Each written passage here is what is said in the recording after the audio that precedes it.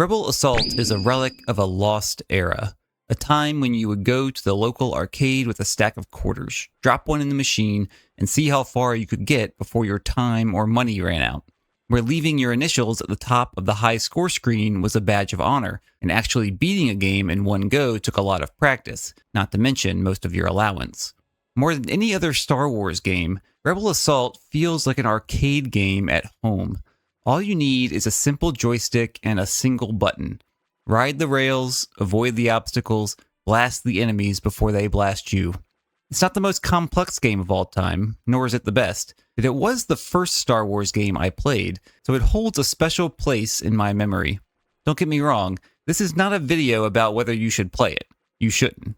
Unlike some games from this period, Rebel Assault does not hold up very well. I'll explain why later, but while you might get a kick out of it for nostalgia's sake, don't bother picking it up for the first time.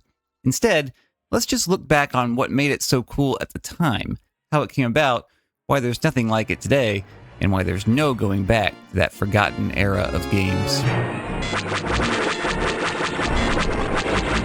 bad, Rookie One. 3 Mark 4. I'll let you buy me a drink for that fancy client.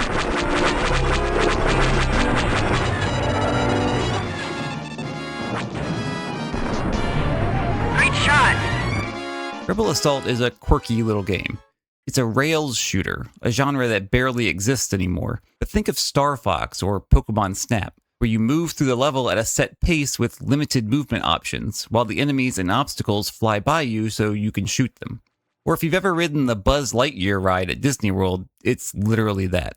If you're a true boomer, you may notice the similarity to the original Star Wars arcade games from Atari. You fly down Beggar's Canyon trying not to hit the walls, or around a Star Destroyer shooting its turbolaser batteries and shield generators, or through an asteroid field while ties are on your tail. The enemies cross the screen in waves and the player must blast them before they leave. Don't shoot them in time and they'll deal damage. Take too much damage and you die. Sounds simple, and it is, but there are a few variations on the formula. Some levels are similar to Star Fox, giving you control of a ship in third person as you traverse the gauntlet and fire on enemies. Some levels are first-person rides where you maneuver your crosshair around the screen to target enemies as your ship flies along a set path. And some levels have you controlling the ship from above while you shoot targets on the ground. Also, there's an on-foot level, but let's not talk about that. Regardless of which flavor, though, the basic action is the same. Try to aim and hit things as they fly by you.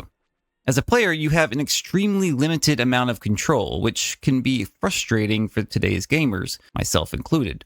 Isn't the whole point of a game to give the player control, to let them make decisions, form a strategy, execute maneuvers, solve puzzles, or whatever else the game is about? Games have been constantly moving toward more freedom, more openness, more control. Compared to that, Rebel Assault feels like a passive experience.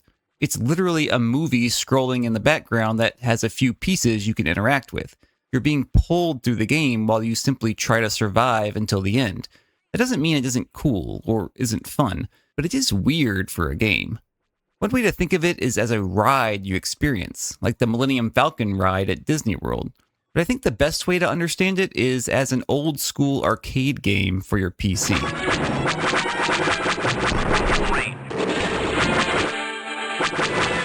Now, I'm not that old. My parents are the generation who tell stories of the original arcade games, themselves an evolution of pinball machines.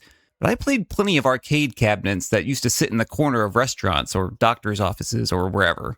I went to plenty of birthday parties at Chuck E. Cheese before all the games became ticket gambling machines. I remember playing old school classics like Pac-Man or Galaga and fighters like Tekken or Soul Calibur, but my favorite were always the shooting games. Time Crisis and Area 51 in that Jurassic Park game where you draw the gun from the holster, point it at the screen like a gangster, and mow down hordes of terrorists or zombies or dinosaurs. You didn't have to move around or dodge enemies or solve puzzles. All you had to do was aim and shoot, maybe take cover to reload on occasion.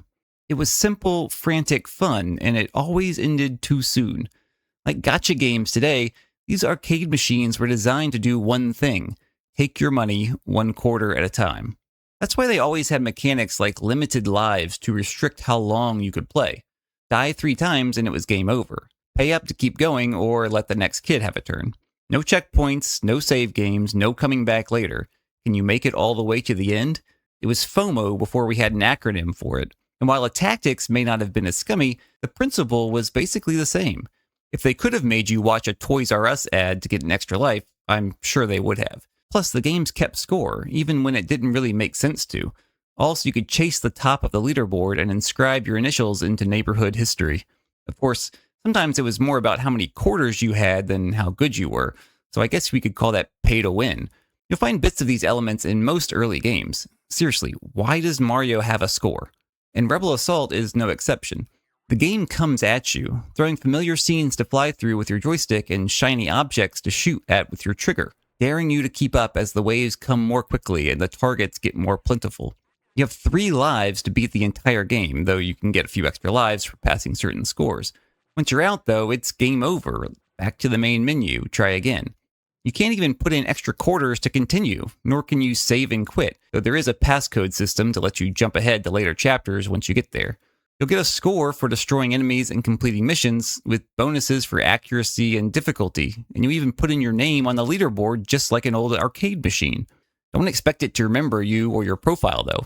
It's almost as if they expected a bunch of random people to be playing on your computer. Between friends and siblings, though, perhaps that was the case. I can certainly remember taking turns with my cousins, seeing who could make it farthest and who was crazy enough to take that hard path on Beggar's Canyon. It's all very video gamey, but you know what? Maybe that's a good thing. It's not trying to be a realistic simulation. It's trying to take you for a fun ride. That and take your quarters.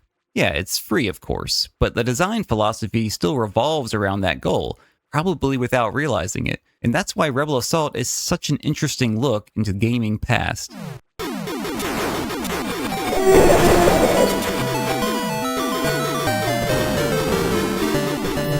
Most modern games, whether expensive AAA titles or free-to-play mobile games, are designed to hold your attention, to keep you playing as long as possible so they can serve you more ads, offer you more upgrades, sell you more cosmetics, or simply justify their premium prices. So you end up with extended missions and expansive open worlds, large progression trees, generous save systems, resource walls, repetitive grinding, deliberate randomness, or other time sinks, all to keep you engaged. Even a conceptually simple game like Candy Crush generally ends up being wildly complicated. Arcades and other early games were more technically and mechanically limited by necessity, but also by different goals. Because you paid by the session, the incentive was to limit your playtime as much as possible to force quick and repeated sessions. Thus, you get limited lives to put a cap on your play, quicker missions to allow for a better feeling of progress, ramping difficulty or big bosses to end runs, scoreboards to give you motivation to push further, and no saving or checkpoints, so victory isn't inevitable. Arcade games want you to play again and again until you've mastered each level, always dangling the hope of getting a little farther if only you played a little better. That's not to say that all games are cynical cash grabs, except Candy Crush, that totally is. Only that there are different ways to approach attracting and keeping players with the ultimate goal of being a satisfying experience, and that approach changes in part with the technology. Mario didn't need lives any more than it needed a score, and that's why lives in recent Mario games are basically vestigial. But it was left over from previous game design where you didn't own the console and couldn't play as long as you wanted, and it did have some impact on how levels were set up and how you had to play to beat it. Those old games had a fundamentally different purpose, and therefore a different feel that doesn't exist today, even in retro-style games. It took some time, but the age of home PCs and home consoles changed gaming forever, and there's no going back. Rebel Assault would never be made today. That's probably a good thing, though. You can always hit up an actual arcade to get that old-school feeling, or just play a mobile game if you need something to eat all of your quarters. Delicious. Now, the game itself is not great, at least on modern systems with modern expectations. I remember Rebel Assault being tough. Then again, I thought Pokemon was tough as a kid, too. But I don't remember it being pull my hair out, slam my controller on the ground frustrating to control. Maybe it's because I originally played with a joystick. Maybe it's because it was running on native resolution and DOS. Maybe it's because I didn't have anything else to compare it to. Or maybe I'm just bad, I don't know.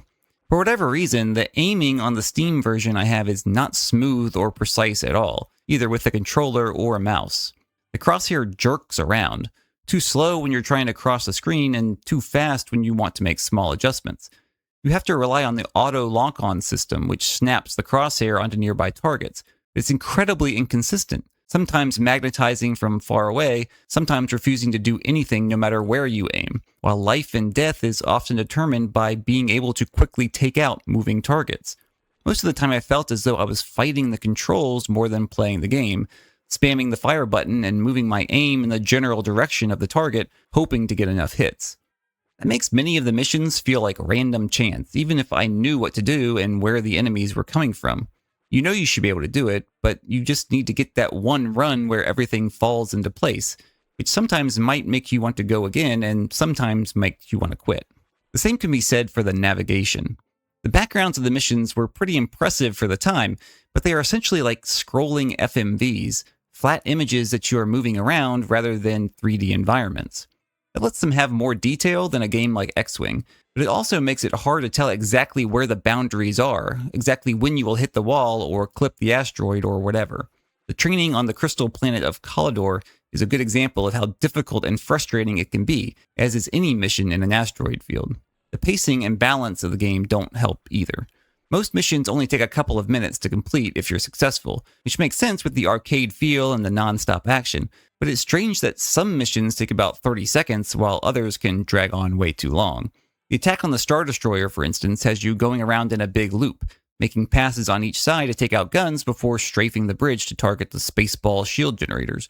The generators take several passes. You might have destroyed all the targets on one or both sides before completing the mission. You still have to loop around them, slowly going along the trench with literally nothing to do while you wait to get back to the bridge. Die to a random TIE fighter at the last minute, and you have to do the whole process over again. Normally, that wouldn't be a problem. Restart, try again, get better until you beat it. But combined with all the problems above, some levels become more tedious than fun. Yes, I'm talking about you, Asteroid Escape. Then there's the story, which you might think would be a pretty straightforward adventure following the events of the movie with some extra filler thrown in, but you'd be wrong. Rebel Assault may be the weirdest movie tie-in game of all time, because although it clearly has the movie license and is made by LucasArts, it takes place in a bizarro alternate universe where Luke Skywalker doesn't exist and Rookie One has to pick up the slack. It's a strange mishmash of A New Hope and Empire Strikes Back. As Rookie One, training begins in Beggar's Canyon back home, navigating the twists and turns before bullseyeing womp rats, target drones, in your T-16. Jumping in an A-Wing, you finish 2 more training missions with Gruff Commander and Hot Flirty Flight Instructor. Remember those names because they'll be important later. Then you hurry back to Tatooine as movie clips play of Tantive 4 being captured by the Empire, where you face off against the Star Destroyer. Don't ask what happens to Leia when it explodes. Darth Vader's fine too. He's in his meditation chamber on the Executor with an Imperial officer who is definitely not Piet. Next you end up on Hoth for some reason, shooting down probe droids and taking out AT-ATs before escorting the transports away. Finally, you head back to Yavin to face down the first Death Star with Blue Squadron. After fighting your way across the surface, you barrel down the trench, dodging laser fire and TIE fighters. Hot, flirty flight instructor takes a hit and can't stay with you. She's no more good back there. You're all alone, ties on your tail, things are looking pretty grim, but Gruff Commander suddenly returns in his A-Wing to blast those ties off your back. You race down the trench, line up your shot with a targeting computer, and blow the Death Star to bits. Rookie One is the hero of the rebellion. He, or she, even gets Luke's fancy jacket. That's it, the story of Star Wars we all remember, right? The funny thing is, I don't remember thinking this was weird at all as a kid. I guess I was just happy to see Beggar's Canyon, fly a snowspeeder, and fight a Star Destroyer. But that would never fly today. Can you imagine the fan reaction? But I kind of like it. It's quirky, it's funny, but most of all, it's irrelevant. I love games with great stories. It's in my name. But playing Rebel Assault for a story is a bit like asking for the lore of Mrs. Pac-Man. Sure, you can, but why? We're starting our attack run.